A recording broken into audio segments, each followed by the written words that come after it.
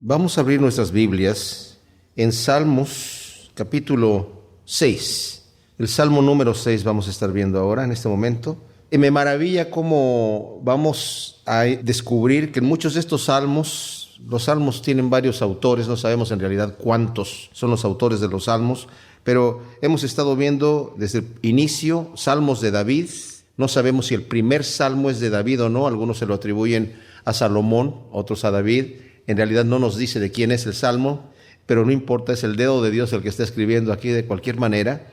Me maravilla cómo el Señor escogió a este David, que era un hombre que obviamente pasó por muchas situaciones, y Dios nos deja saber que es un hombre conforme a su corazón.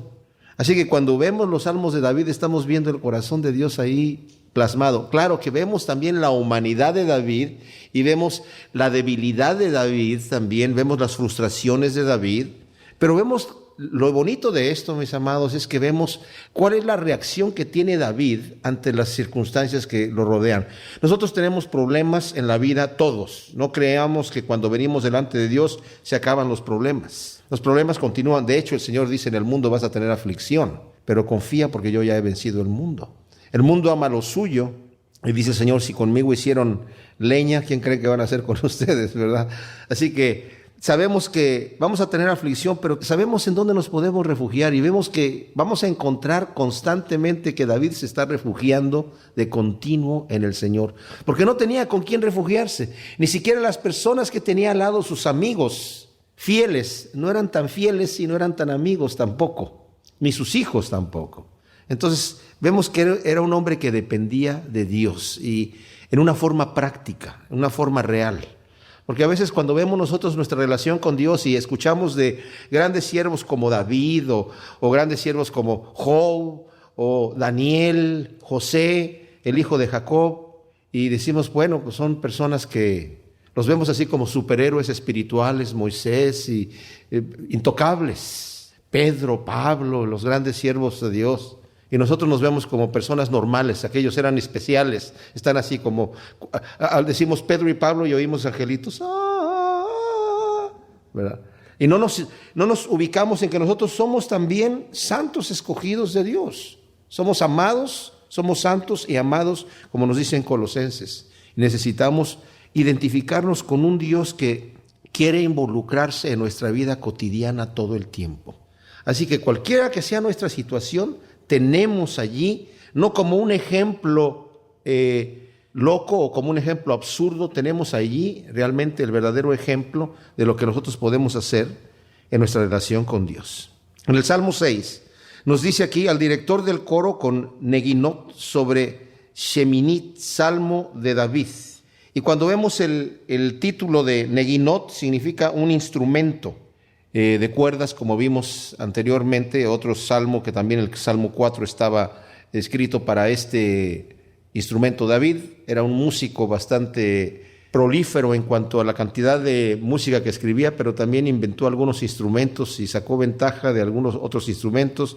Y cuando leemos el libro de Crónicas vemos que construyó muchos instrumentos con maderas especiales y le da importancia a que se toque este salmo. No tenemos la música, desafortunadamente, pero nos dice que está en este instrumento de cuerdas y luego nos dice sobre Sheminit. Sheminit es un tono bajo, menor, porque es una canción triste.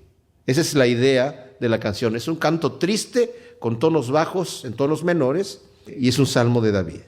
Y vamos a leerlo, nos dice, oh Yahvé, oh Jehová, no me reprendas en tu ira, ni me castigues en tu ardiente indignación. Ten piedad de mí, oh Jehová, porque desfallezco. Sáname, oh Jehová, porque mis huesos se estremecen. Mi alma está turbada en gran manera. ¿Y tú, Jehová, hasta cuándo? Vuélvete, Jehová, y rescata mi alma. Sálvame por tu misericordia, porque no habrá memoria de ti en la muerte. Y en el Seol, ¿quién te alabará? Estoy agotado de tanto gemir. Todas las noches inundo mi lecho, con mis lágrimas empapo mi cama. Mis ojos están enturbiados de tanto sufrir. Se han envejecido a causa de todos mis adversarios. Apartaos de mí, todos vosotros los que hacéis iniquidad, porque Jehová ha oído la voz de mi llanto. Jehová ha escuchado mi súplica. Jehová ha recibido mi oración. Todos mis enemigos serán avergonzados y muy confundidos. Serán vueltos atrás y repentinamente avergonzados. Vemos que, como la mayoría de los eruditos bíblicos dicen, este es el primer salmo penitencial, le llaman penitencial porque obviamente está pidiendo perdón David de algo que ha hecho. Vamos a ver en el siguiente salmo que él habla de su integridad. Obviamente David en su juventud vivió una vida muy íntegra, pero conforme fue pasando el tiempo, Satanás no estaba contento con David, lo tentó y como todos nosotros hemos caído, él también cayó en pecados, ¿verdad? Aunque era un hombre conforme al corazón de Dios, era un hombre carnal que nació como pecador como todos nosotros. No sabemos en qué momento se escribió este salmo y el tratar de atinar pues no nos conviene saber exactamente. Lo que sí sabemos es que fue después de que David hizo algo que él sabe que está mal. Ahora, el Señor nos habla del castigo para sus hijos. El Señor reprende y castiga, dice la Escritura, a todos los que Él ama. No es un castigo de venganza, porque los castigos de juicio o de venganza de Dios son fulminantes. Pero estos son castigos de corrección para volvernos al camino. El Señor nos perdona de nuestro pecado, pero nos corrige con la vara, como nosotros debemos hacer con nuestros hijos. La Biblia nos dice así, para enseñarnos a entrar en el camino. Entonces David ha hecho algo, y ¿saben qué dice aquí David? Oh Jehová, no me reprendas en tu ira, ni me castigues en tu ardiente indignación. El Señor nos habla que nosotros no debemos reprender a nuestros hijos, castigarlos cuando tenemos ira en nuestro corazón, debemos dejar que nos enfriemos. Y nosotros sabemos, como padres, los que somos padres, sabemos el peligro que hay cuando nuestro hijo hace algo, no necesariamente en contra nuestra. Tal vez nuestro hijo cuando es pequeñito salió corriendo a la calle y un auto tuvo que enfrenarse y nosotros estábamos con el corazón en la mano. Y por estar en esa tensión de desesperación de que casi nuestro hijo fue atropellado, podemos corregirlo exageradamente. Bueno, aquí sabe David por lo que hizo, obviamente hizo algo que está, Señor, no me castigues en tu ira, que se te baje un poquito. O sea, ese es un antropomorfismo. Antropomorfismo quiere decir que le adjudicamos a Dios acciones humanas, ¿verdad? En donde está diciendo, Señor, si estás enojado, deja que se te baje un poquito. Date la vueltecita por allá, vete a ver lo que está pasando en otro lado en el mundo y después platicamos. No me castigues en tu ira y en tu ardiente indignación. ¿Saben que el Señor va a castigar con ira en un momento dado a aquellos que se han rebelado contra Dios? Y cuando venga el día de la ira de Dios, los que estén siendo castigados y siendo juzgados van a decirle a los montes, caigan sobre nosotros y escóndanos de la ira de aquel que está sentado en el trono. Tremendo. Pero el Señor a nosotros no nos castiga con ira. A sus hijos no los castiga con ira, sino con amor. Yo me acuerdo que alguien le dijo a su papá, que era pastor, el hijo del pastor estaba en la escuela dominical, y la maestra les dijo que Dios nos está mirando todo el tiempo, y el muchachito se quedó así como temblando. Uy, Dios nos está mirando todo el tiempo, así que... Y la forma en la que lo dijo la maestra tal vez fue, cuidado porque Dios te está mirando todo el tiempo. Y el niñito estaba así asustado y le dice a su papá, oye, papá, ¿es cierto que Dios me está mirando todo el tiempo? Sí, hijo, le dijo, lo que pasa es que Dios te ama tanto que no puede quitar los ojos de ti. Entonces, realmente es como el Señor nos está viendo, no nos está, a ver, ¿dónde te estás metiendo? Ah, ya te vi, te estoy anotando aquí en el libro y lo estoy subrayando, para que el día que entremos a cuentas. No. Y luego dice, ten piedad de mí, oh Jehová, porque desfallezco. O sea, desfallezco en ese sentir de la culpa. Qué bueno es que cuando hemos pecado delante de Dios nos demos cuenta que hemos pecado. Y hay tristeza que es para salvación, dice la Escritura. Que venimos delante de Dios y decir, Señor, pero ¿cómo me atrevo a haber hecho esto que hice? No para que nos desesperemos, tampoco es para que lleguemos en un cinismo a decir, bueno, tú eres un Dios de amor y de misericordia que me estás viendo con ojos de amor todo el tiempo. Así que, Señor, ya sé que no estás airado conmigo, tranquilo. No, debemos darle el peso a nuestro pecado y a nuestra carnalidad. Y eso hacía David, ten piedad de mí, oh Señor, porque desfallezco. Y obviamente estaba enfermo a causa de lo que estaba pasando en su vida y dice, sáname, oh Jehová, porque mis huesos se estremecen y mi alma está turbada en gran manera. Y tú, Jehová, ¿hasta cuándo? Esto es interesantísimo, porque a veces cuando nosotros estamos orando al Señor queremos una respuesta inmediatamente. Y le decimos, Señor, ¿por qué no me respondes ahora? Te he estado pidiendo por esto, ¿y tú hasta cuándo me vas a librar de este conflicto? Y a veces pareciera, como que si Dios no nos diera importancia, como si Dios estuviese ocupado con la gente importante, con los grandes siervos de Dios, que están allí en su aposento alto orando todo el día. Y nosotros que somos de menor importancia, estamos hasta el final de la lista. No, eso no es así. ¿Hasta cuándo? Sabemos la respuesta. ¿Hasta cuándo? Hasta el momento oportuno. Porque en esa espera que nosotros tenemos con el Señor está trabajando en nuestro corazón. Y tenemos que orar con paciencia, con perseverancia. El Señor nos está enseñando eso. Y dice el Señor, cuando veamos más adelante en el Evangelio de Lucas, que el Señor a esa viuda, ese juez injusto, dice, ese juez injusto atendió a la viuda porque la viuda le era una molestia. Y si eso hizo el juez injusto con una persona que le era una molestia, ¿cuánto más nuestro Padre nos va a atender a nosotros? Nosotros no le somos una molestia, nuestras oraciones suben como olor grato delante de Él. No le somos una molestia. Y nos va a atender, y dice, y los va a atender prontamente. Aunque dice que debemos estar orando sin desmayar, nos va a atender prontamente. Entonces, ¿cómo computo esa información? O nos va a atender prontamente, entonces ya no tengo que orar con insistencia porque me va a atender prontamente. Me va a atender en el en el momento oportuno, prontamente. No se va a tardar. Quiere decir que en el momento oportuno el Señor me va a responder prontamente. Nunca se tarda, para nada. Vuélvete, Jehová, y rescata mi alma. Sálvame por tu misericordia. ¡Wow! Aquí no está diciendo, Señor, sálvame porque yo soy justo. No, Él sabe que ha pecado. Y no está pidiendo misericordia porque sabe que no tiene derecho a pedir. Si pide misericordia, está frito. Y muchas veces cuando nosotros venimos delante de Dios a pedirle perdón y a que nos saque de nuestra situación, cualesquiera que sea, tenemos entrada, dice Pablo, al trono no de justicia, no al trono de juicio, al trono de misericordia. Y vamos a obtener gracia, cosas que no merecemos de parte de Dios.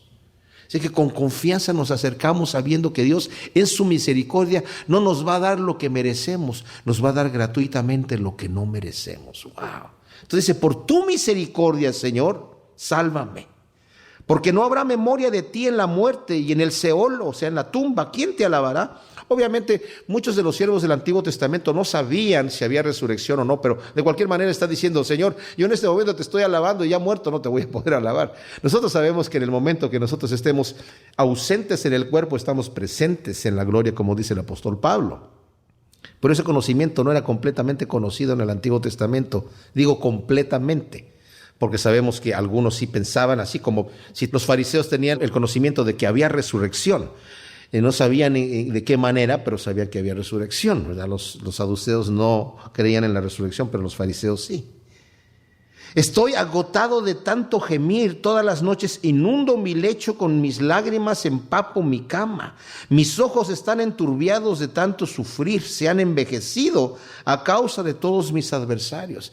Aquí David no tiene problema en reconocer su debilidad como hombre. Era un hombre valiente. David era un hombre esforzadamente valiente. Y que un hombre de esta calaña, claro, cuando fue con Goliat era un jovencito, pero igual se necesitaba valor para enfrentarse con un gigante, para enfrentarse con un oso o con un león, para quitarle una de sus ovejas que se la había llevado, también se necesitaba valor. Y este hombre, que cuando ella salía a la guerra, las mujeres que regresaba decían, Saúl mató a sus 1000, pero David a sus 10,000, era un hombre esforzado. Está aquí llorando como un niño, está confesando que empapa de su lecho de noche, pero se lo están confesando al Señor. Escribe un canto para cantarlo a la gente. La gente está escuchando, esto es lo que le pasa al valiente David. Si eso es lo que le pasa al valiente David, delante de un Dios poderoso al que ha ofendido. No tiene problema en reconocer, yo empapo mi lecho con mis lágrimas. Y no nos debe dar vergüenza llorar delante de nuestro Dios, que son lágrimas que, como dice la Biblia, Él las atesora. Él no se burla de nuestro llanto, Él nos conforta y nos consuela. Y luego, obviamente, gente, esos amigos que nadie quiere, ¿verdad? Sobre todo esos amigos que quieren mostrar un valor que tenemos, que está bien, David, eso le pasa a cualquiera, todos hacemos lo mismo, Lo que tú acabas de hacer no hay ningún problema, todos somos iguales, todo el mundo lo hace. Y ese tipo de consejo no lo necesitamos nosotros. Y aquí David dice, apartaos de mí, vosotros los que hacéis iniquidad. O sea, yo he hecho iniquidad, reconozco mi pecado delante de Dios. Yo no quiero consejos del inicuos. Si alguien me viene a decir a mí, si ofendiste a Dios, como el profeta Natán le dijo, tú eres ese hombre, David no se enojó con Natán, le ha de haber dado las gracias. Y a veces nosotros necesitamos ese tipo de personas que nos digan, tú eres ese hombre que has hecho ese mal. Apartaos de mí los que hacéis iniquidad, porque Jehová ha oído la voz de mi llanto. Y qué hermoso cuando sabemos, Dios ha escuchado mi clamor. Tal vez no me ha respondido hasta ahora. Tal vez todavía estoy diciendo hasta cuándo. No sabemos cuándo es, cómo escribió David el Salmo. Si escribió una parte al principio y después lo terminó después cuando recibió la respuesta de la oración. Pero tal vez todavía no ha recibido la respuesta de la oración. Solamente sabe que derramó su corazón delante de Dios. Y mis amados, nosotros sabemos cuando derramamos nuestro corazón delante de Dios y Dios no nos ha respondido, pero sabemos cuando Dios ha escuchado nuestra oración y estamos tranquilos, cuando Dios como que pone la mano sobre nosotros y nos dice, ya escuché tu oración. ¿Hasta cuándo? Hasta el momento que yo tengo preparado para ti. Descansa. Y dejamos nuestras cargas a los pies del Señor. Y esa es la confianza que tenemos como hijos de Dios, que hemos llevado nuestra oración delante de Él y la seguimos llevando y no nos desesperamos, sino que dejamos que Dios sea soberano en nuestra vida y sea soberano en las peticiones que nosotros hacemos hacia Él. Él ha recibido mi oración, ha escuchado mi súplica. Todos mis enemigos serán avergonzados y muy confundidos serán vueltos atrás y repentinamente avergonzados. Luego en el Salmo 7 nos dice, Sigaión de David, que cantó a Jehová por causa de las palabras de Cus benjamita. El título significa que es un tono musical de acompañamiento, ¿verdad? Este tipo de ritmo o de estilo musical. Y no nos sabemos quién es este Cus benjamita. Algunos dicen que pudo haber sido Saúl. La palabra Cus significa negro. No quiere decir que el tipo era un negro, pero sí, eso es lo que significa la palabra Cus, ¿verdad? Era un personaje, no sabemos si era un hombre que estaba influenciando a Saúl para que peleara en contra de David, porque Saúl estaba rodeado de la tribu de Benjamín, que eran de sus parientes, de su pueblo, de su tribu, y que los tenía en posesiones especiales. Ya se sabía que David iba a ser el siguiente rey, ya lo sabía Saúl, que había sido ungido para eso. Se había corrido la voz, por eso lo quería destruir. No sabemos si está hablando directamente de Saúl o de este personaje aquí. Pero se quiere refugiar David nuevamente, como acostumbra, en el Señor y dice, oh Jehová Dios mío, en ti me he refugiado. Qué hermoso esto. Sálvame y líbrame de todos los que me persiguen. No sea que desgarre mi alma cual león, que despedace y no haya quien libre esta persona que está atrás de mí. Oh Jehová Dios mío, si he hecho esto, si hubo iniquidad en mis manos, si pagué con mal al que estaba en paz conmigo, porque antes le libré al que sin causa me era mi adversario, que mi enemigo me persiga y me dé alcance y que pisotee por tierra mi vida y ponga mi honra en el polvo. O sea, si pagué con mal al que estaba en paz conmigo. Bueno, sabemos que más adelante él pagó con mal al que estaba en paz con él, que era Urías. Era un hombre que estaba en paz con él. Y él violó a su esposa y además lo mandó matar a él. O sea, en este momento sabemos que todavía no ha pasado eso en la vida de David. Pero dice, si eso pasó conmigo, Señor, entonces está bien. Que me venga el mal que me está viniendo en este momento. Obviamente está siendo perseguido David en este momento. Levántate, oh Jehová, en tu ira, álzate contra la furia de mis adversarios y despierta a favor mío en el juicio que convocaste. Que te rodee la asamblea de naciones y presídela tú desde las alturas.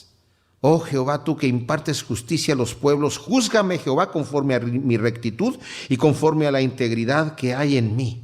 En este momento David, en su juventud, está pensando, todo esto que me va a venir a mí de parte de Dios es porque yo soy íntegro y porque yo soy justo.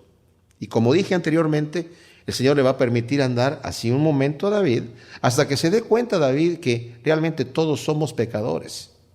Y miren, Dios no nos juega trucos. No nos juega trucos, pero a veces nos deja un poquito sueltos para que nos demos cuenta que no es por nuestra justicia que nosotros nos vamos a merecer el reino de Dios, y que no es por nuestra bondad y nuestra rectitud que Dios nos está sonriendo, sino por su pura misericordia. Porque nadie, absolutamente nadie, califica para estar delante de Dios bien parado, sino que todos nosotros hemos caído, todos nos hemos alejado. Pero David en este momento necesita aprender eso. Claro, en este momento está con esa confianza diciendo: Señor, ayúdame porque me merezco que me ayudes. Júzgame y vas a ver que yo soy íntegro.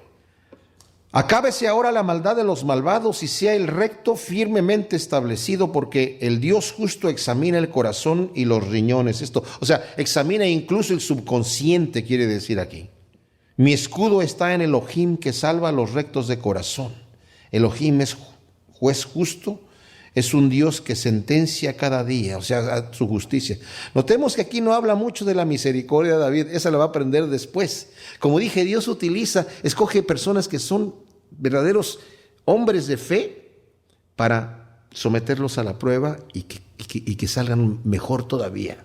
Eso es lo que le va a pasar a David, con todas estas situaciones que le van a venir en su día. Si no se convierten, afilará su espada, tensará su arco y apuntará. Preparará sus armas mortales y dispondrá sus flechas abrasadoras. Ahora, esto es verdad. Si el impío no se convierte a Dios, eventualmente va a venir un juicio. Y esto es real. Esto no es un cuento, va a venir un juicio. He aquí, el inicuo se preñó de iniquidad, concibió perversidad y dio a luz la falsedad. Hizo un hoyo y lo ha ahondado, pero él mismo ha caído en el foso preparado. La perversidad se revierte sobre su cabeza y su violencia desciende sobre su coronilla. Ahora, es cierto, aquí dice que el inicuo se preñó de iniquidad y concibió perversidad y dio a luz la falsedad. Y dice Santiago, ¿de dónde viene el pecado? Piensa con nosotros, con los deseos carnales que nosotros tenemos. Y esos deseos carnales empiezan a concebir ese pecado, y el pecado, una vez que ha sido consumado, da a luz la muerte. El pecado viene de nuestro corazón perverso. Pero fíjense cómo dice aquí, la perversidad, el hoyo que ha ahondado, él mismo va a caer allí y su perversidad se va a revertir sobre su cabeza. El mejor ejemplo lo tenemos en Amán, ¿verdad? Que hizo puso ese madero para crucificar ahí a Mardoqueo, y él terminó siendo crucificado ahí.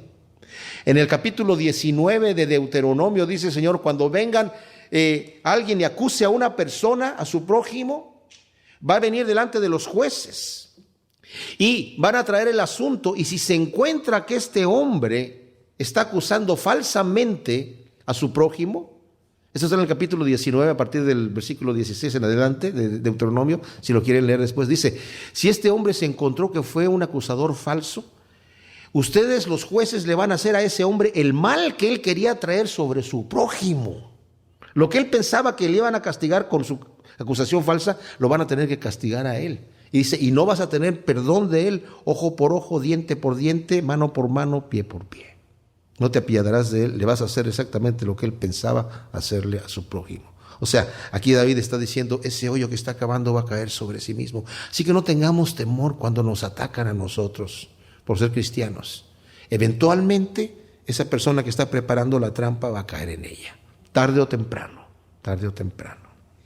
En el Salmo 8 vemos aquí este salmo que para mí es tremendo. Es un salmo cortito, pero sustancioso. Como dije, vemos el corazón de Dios en los salmos de David, un hombre conforme al corazón de Dios. Y este es un salmo que nos manifiesta a nosotros el corazón de un verdadero adorador, de un hombre como David que meditaba en las cosas de Dios. Él decía: a mí me gusta meditar y rumear en tu ley. Me encanta estar meditando en las cosas que Dios ha mandado. Y saben, cuando yo conocí al Señor, lo conocí a través de la lectura de la Biblia. Y cuando yo empecé a leer las cosas que el Señor decía en la palabra de Dios, me maravillaba de sus caminos, de sus estatutos, de que dijera que debemos estar amando a nuestro enemigo. En vez de que me cayera eso a mí mal, decía yo, eso es lo que tiene que ser, de que debemos llamar a nuestro prójimo como a nosotros mismos. No entendía muy bien eso de darle la otra mejilla, de que al que te pegue la mejilla derecha, vuélvele la otra. Ay, Señor, no me gusta mucho eso, pero lo voy a tratar de digerir, de entender y empezarlo a rumiar y empezar a entender. Y saben, cuanto más he meditado y cuanto más medito en las cosas de Dios e incluso en las leyes, porque David solamente tenía lo que era el Torah, o sea, los primeros 5 libros de Moisés, era lo que él conocía solamente, era lo único que estaba escrito hasta esa época. Y con eso meditaba en la ley de Dios, conociendo las cosas del Señor. Y para él, cuando meditaba en la ley de Dios, se observaba los estatutos de Dios, decía, esto es justicia, esto es verdadero, esto es misericordia, esto es hermosísimo. Y les voy a decir una cosa, ahora que vamos a leer el Salmo 8, estaba yo leyendo de un comentarista que decía, el impío no ve a Dios en ningún lado, ni en las estrellas, ni en la ciencia, ni en las cosas hechas, ni en las cosas espirituales, ni en las cosas que están escritas en la palabra de Dios, ni en el mensaje que toque el corazón más endurecido. No ve a Dios en ningún lado. Pero el que ama a Dios lo ve en todos lados. Lo descubre en todos los lugares. Ve la mano de Dios, ve la huella de Dios y dice, bendito sea tu nombre. O sea, en cualquier cosa, cuando estamos realmente meditando en las cosas de Dios, nos vamos a empezar a gozar. Y yo creo que David era una persona así. Vamos a leer el Salmo 8. Y dice, oh Jehová, Señor nuestro, cuán glorioso es tu nombre en toda la tierra. Has puesto tu majestad sobre los cielos. De la boca de los niños y de los que maman estableciste la alabanza frente a tus adversarios, para hacer callar al enemigo y al vengativo. Cuando contemplo los cielos, obra de tus dedos, la luna y las estrellas que tú afirmaste, digo, ¿qué es el hombre para que te acuerdes de él? Y el hijo de Adán para que lo consideres. Lo hiciste un poco menor que los ángeles, lo coronaste de gloria y honor, lo haces señorear en las obras de tus manos, pusiste todas las cosas debajo de sus pies, ovejas, bueyes, todo ello, y también los animales del campo, las aves de los cielos y los peces del mar. Todo cuanto atraviesa las sendas de los mares. Oh Jehová, Señor nuestro, cuán glorioso es tu nombre en toda la tierra. Como dije, David observa a Dios y está diciendo cuán poderoso, cuán glorioso. Nos dice Romanos capítulo 1, se los voy a leer textualmente como lo tenemos aquí en la Biblia. En el capítulo 1 de Romanos, Pablo nos está hablando, primeramente dice que quiere ir a la iglesia de Roma, porque él también quiere predicar el evangelio. Pablo no fundó la iglesia de Roma, él ya existía y él sabía de la iglesia y quería ir allá, y les escribe una carta antes de conocer la iglesia y les dice, yo quiero ir con ustedes, tengo mucho deseo de ir a Roma. Pablo tenía este deseo desde hace mucho tiempo y dice, bueno, yo quiero ir allá, pero quiero también predicar el evangelio. Yo sé que ustedes ya predican el evangelio allá, pero yo también quiero predicar el evangelio porque no me avergüenzo del evangelio, porque es poder de Dios para salvación a todo aquel que cree. Y ese era el gran deseo que tenía Pablo. Lo que no sabía es que el Señor lo iba a llevar y el púlpito que le iba a dar iba a estar en la cárcel. Pablo estaba predicando en la cárcel. Nosotros hemos estado orando aquí por un pastor que está en la cárcel y otros pastores que han salido de la cárcel y los vuelven a meter a la cárcel, y seguimos orando por ellos para que el Señor los libere. Pero ¿saben qué están haciendo estos hombres en la cárcel? Están predicando el evangelio de una manera poderosa. Y qué tremendo, qué tremendo. Pablo llevó el evangelio a Roma en la cárcel. Y dice que muchos de los de la casa de Herodes conocieron al Señor. Estaba atado a soldados. Y a todas las prisiones en donde estuvo Pablo, pues Pablo les hablaba con la gente que lo venía a visitar de las cosas de Dios. Y dicen que los soldados iban convirtiendo, porque los soldados tenían que estar encadenados a Pablo. Era la ley, estaba encadenado. Y si lo reemplazaban cada 4 horas, llegaba otro nuevo soldado para convertirse con Pablo, ¿verdad? Tanto así que cuando Pablo fue decapitado por Nerón, lo llevaron y ya estando allí en el Coliseo, para decapitarlo delante de toda la gente, le dijeron que si decía que César era el Señor, no le iban a cortar la cabeza. Y dijo, no, Jesucristo es el Señor. Y puso la cabeza y el verdugo vino y le cortó la cabeza. Y estaba encadenado a un soldado. Y el soldado dijo, yo también debo decir que Jesucristo es el Señor. Y puso su cabeza y también lo decapitaron inmediatamente después, según la tradición, ¿verdad? Así que Pablo tiene esto, pero dice aquí, Porque la ira de Dios, dice el versículo 18, es revelada desde el cielo contra toda impiedad e injusticia de los hombres que detienen con injusticia la verdad. Los hombres que detienen con injusticia la verdad. Está hablando aquí de personas que conocen una verdad, pero la detienen con injusticia y Dios está enojado. Es lo que está diciendo aquí. Porque lo que de Dios es conocido, o sea, lo que nosotros conocemos de Dios y que estos hombres también lo conocen, es evidente para ellos, pues Dios se lo manifestó.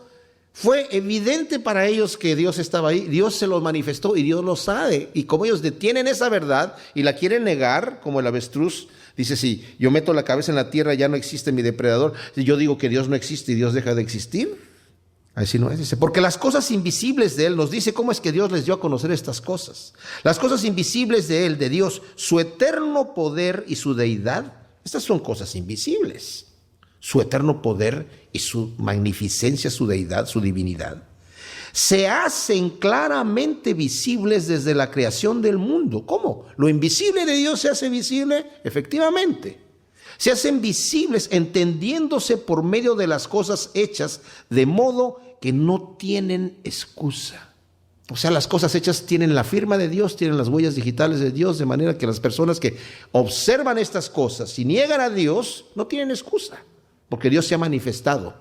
Porque habiendo conocido a Dios, no le glorificaron como a Dios, ni le dieron gracias, sino que se entregaron a vanas especulaciones y su necio corazón fue entenebrecido.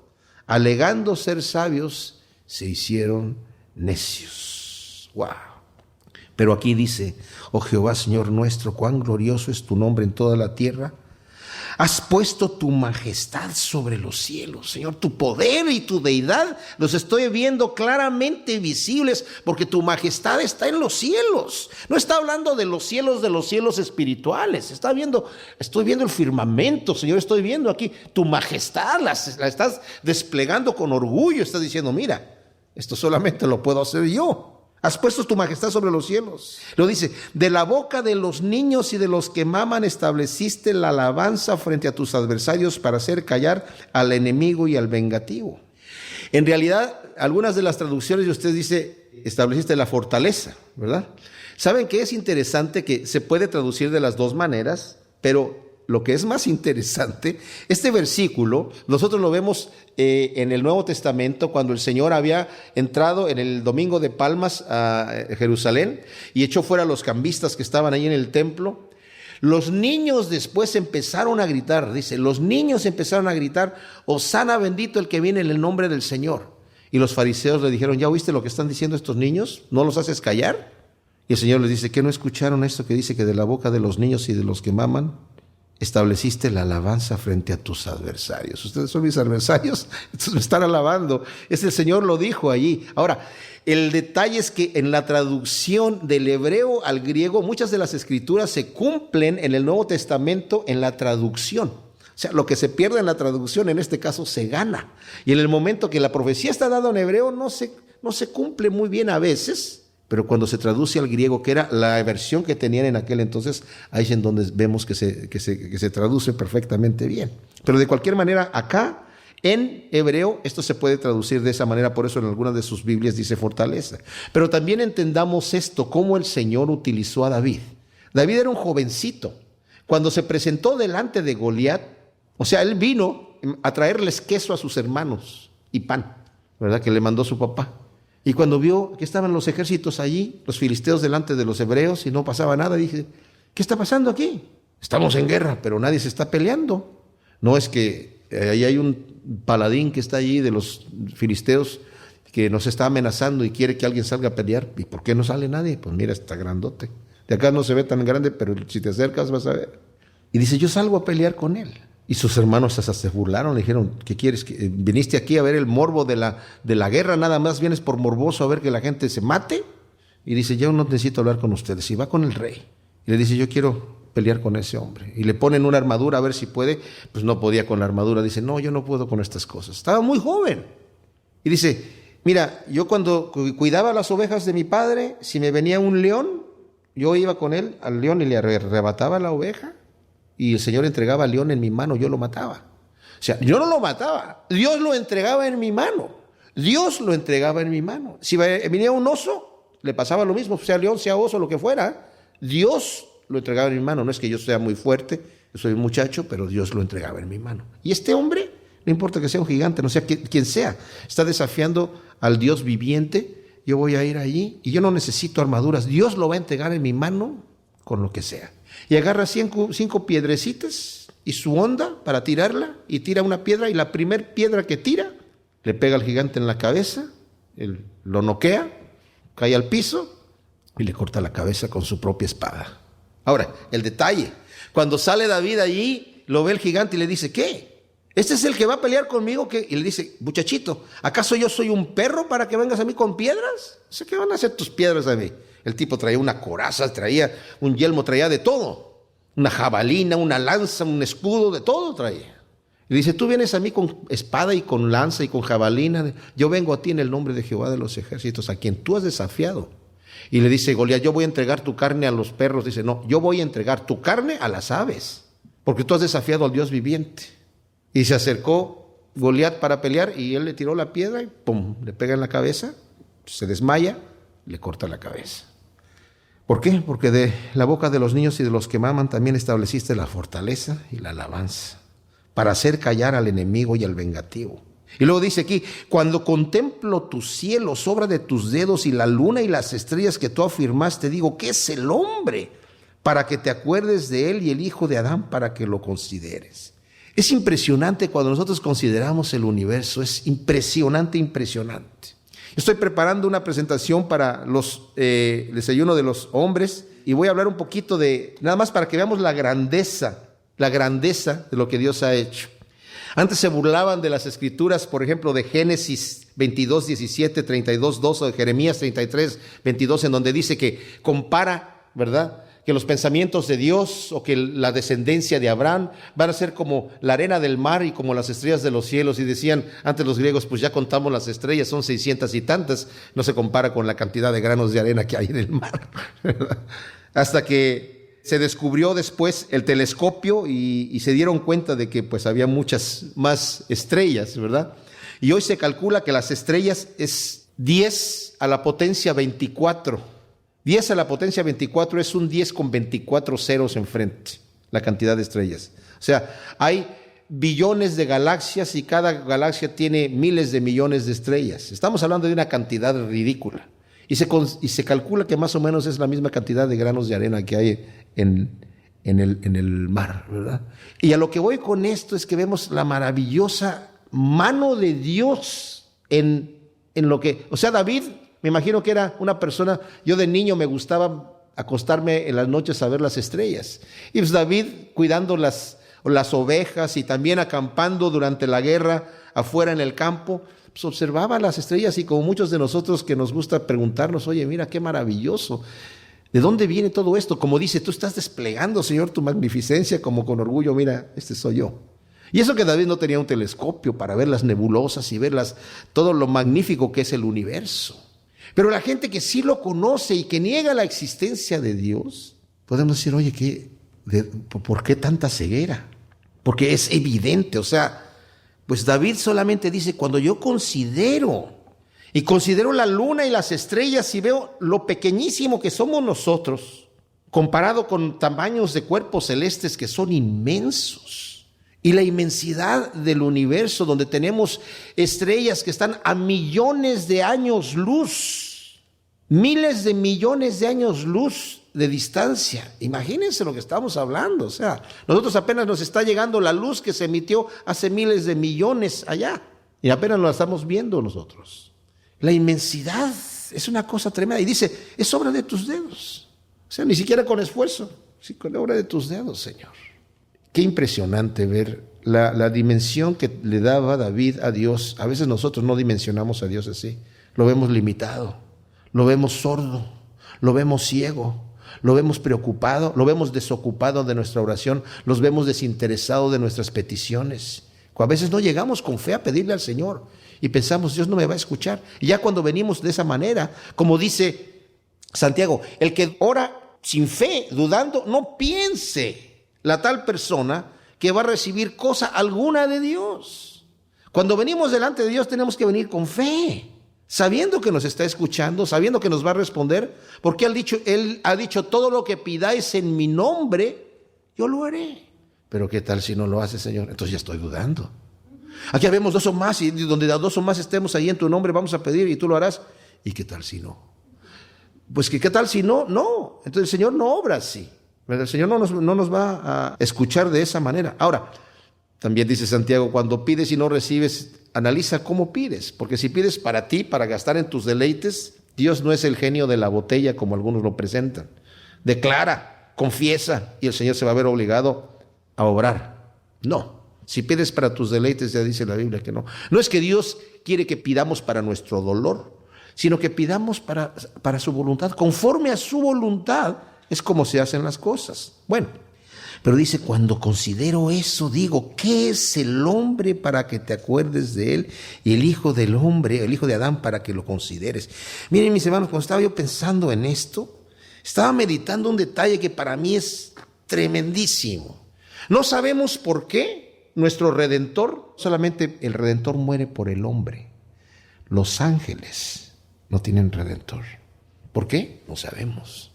Podemos especular muchas cosas. Yo he hecho mis especulaciones y tengo más o menos mis ideas, me puedo responder, pero es algo tan tremendo y tan grande como para poder decidir esto es por esta razón que los ángeles no tienen Redentor. El Redentor se hizo hombre, no se hizo ángel, se hizo hombre y vino a morir por nosotros. ¡Wow! Bendito sea el nombre de Dios. Como dice, oh Jehová, Señor nuestro, cuán glorioso es tu nombre en toda la tierra. ¿Qué es el Hijo del Hombre para que te acuerdes y que lo consideres de esta manera? Lo hiciste un poco menor que los ángeles y lo coronaste de gloria y honor. Ahora, ¿saben qué? La gente que no tiene a Dios, por ejemplo, los que creen en la teoría de Darwin. Darwin dice que el hombre es superior a las bestias. Aquí dice que somos nosotros inferiores a los ángeles. Hay un gran espacio entre superior a las bestias e inferior a los ángeles. Hay un gran espacio. Si yo creo que soy superior a las bestias, soy una persona terrenal viviendo como animal, nada más. Pero cuando soy inferior a los ángeles, me estoy viendo como una persona espiritual, hecho a la imagen y semejanza de Dios. Y Dios no me ve como superior de las bestias, sino como inferior a los ángeles.